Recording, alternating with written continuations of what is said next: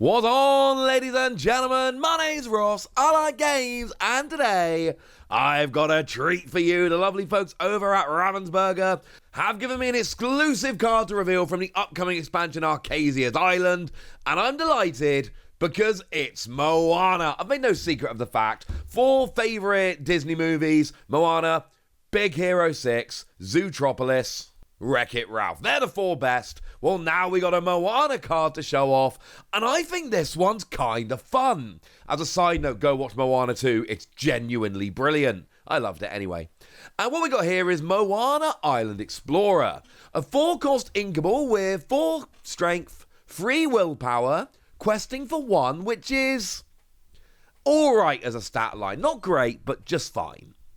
But then you've got evasive, which means that only characters with evasive can challenge this character. That does 2 things. Firstly, it gives you that extra survivability. It means that when you're trying to use that second skill, which we'll get to in a second, your opponent can't just challenge and take you out unless they've got their own evasive character. Yes, I know that evasive doesn't give you as much protection now as it used to. Bigger card pool, more evasive characters. Evasive is seeing more play and all of that. I get it.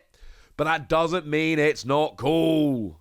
Plus, you then obviously have your inbuilt option against your opponent's evasive characters. But whenever this character challenges another character of yours gets 3 more strength this turn. A 3 strength boost is good. And what I really like here is that what would happen a lot of the time here is you challenge another character, but you make sure that you're going to still be there after the challenge so that you can use this skill a few turns in a row. Your opponent would then go, oh, hang on a second, that skill's a little bit annoying, I'm just going to take you out with somebody else. But wait, evasive gives you that little bit of protection. Like I said, it's not perfect. I ain't pretending it's perfect, but the idea of having evasive as a little bit of protection to help you with this second skill is a very big deal. I really like this card. And look, I like Moana, and this is the card I was given to reveal from this set. Obviously, I'm horrendously biased to wanting this card to be good. Don't care. Like this card. 4 strength means you're going to be able to take out a bunch of other characters. Giving a 3 strength buff when you challenge a character is brilliant. And the fact that you've got evasive is a lovely handy bonus.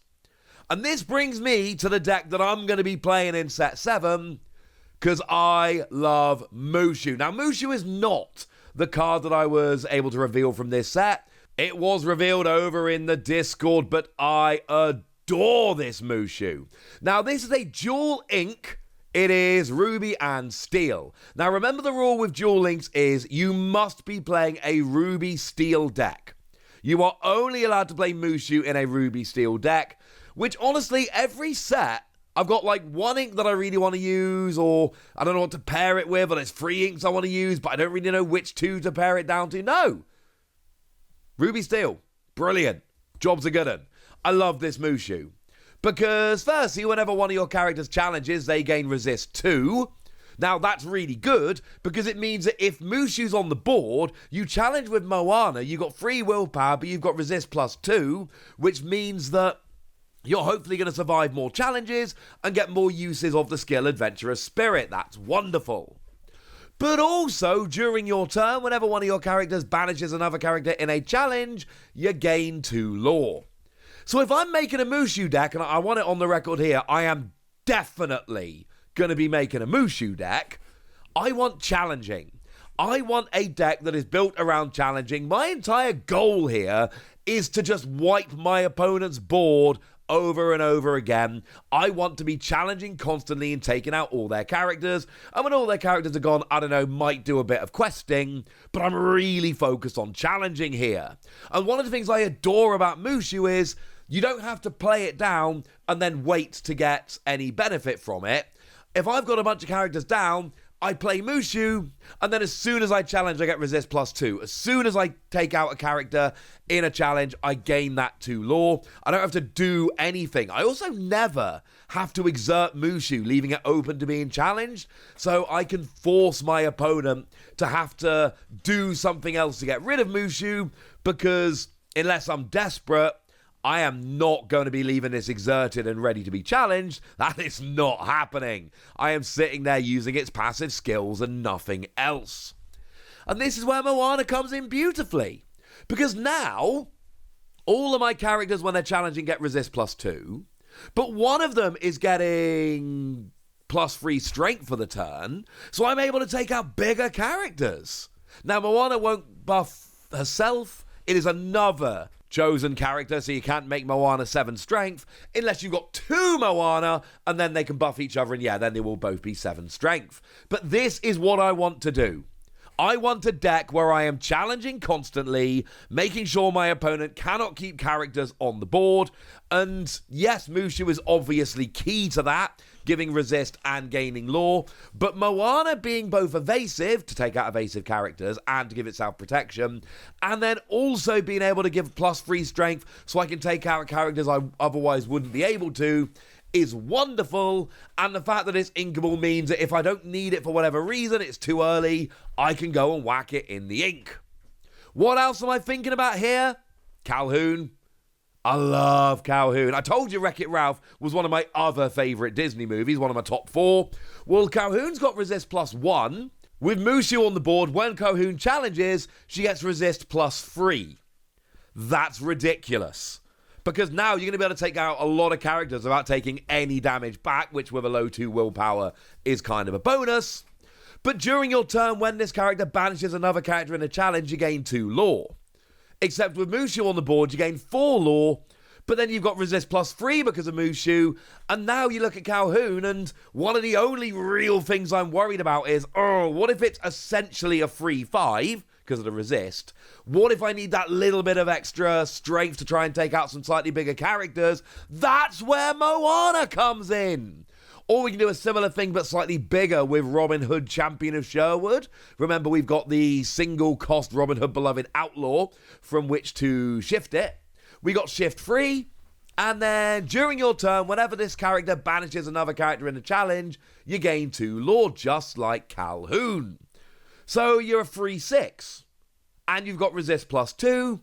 Again, biggest issue I've got with Robin here is I've got really nice willpower, but I'm worried that the free strength might not be enough for some of these medium range characters. Oh wait, now Moana's going to make you a 6/6, and now I'm liking it an awful lot more. And how could I talk about a deck revolving around challenging without talking about my boy Super Goof, who I love so much? I'm going to show you the Enchanted here. 4 cost inkable, 2 strength, 4 willpower with rush. And when they challenge another character, they gain 2 lore. Not the same as Robin Hood and Calhoun, because Robin Hood and Calhoun have to banish another character in order to gain the lore. Goofy needs only to challenge, no matter how that works out. But I still like the idea of Goofy being a 5/4 with rush gaining lore. And again, if you take out a character here, you'll gain 2 lore when you start the challenge and another 2 lore when you banish them. That is what I want to play in set 7. Like, genuinely, taking my reveal out of it, what I want to play in set 7 is a Ruby Steel Mushu focus deck with cards like Super Goof and Calhoun. That's what I want to be playing in set 7. I want to be challenging as much as I possibly can. I want to be that annoying person that is just constantly... And here's the thing. One of the challenges with Lorcana is, do I challenge or do I quest? And most of the time, you've got to make that decision. I don't want to make that decision. I want to be playing a bunch of characters where challenging gets me lore. I don't need to quest. Mushu, I think, says, right, go play Ruby Steel. And I'm just telling you right now, when I test this deck, I'm testing Moana in there. I think it's going to be really nice. If I'm going to be really focusing on challenging, then having an evasive inkable that can boost my characters by 3 strength, I cannot be the only one that thinks that sounds good. I love this, but I want to know what you think. There is obviously a chance here I am being a little bit biased because I love Moana, because I watched Moana 2 like yesterday, because this is a card I revealed. Maybe I'm just overhyping it. Which, let's face it, I've been known to do before. I just really think this looks good. And I love the fact that I'm sitting here looking at all these reveals, planning out the deck that I want to make, and now all of a sudden the card I'm revealing fits in it. That's never happened to me before. I am delighted. But I want to know what you think about this. So let me know in the comment section. Go nuts! Be nice! And then make sure you like this video, subscribe to this channel, follow me on Twitter at the Wasi. That's where we talk about Disney Lorcana and a whole bunch of other card games.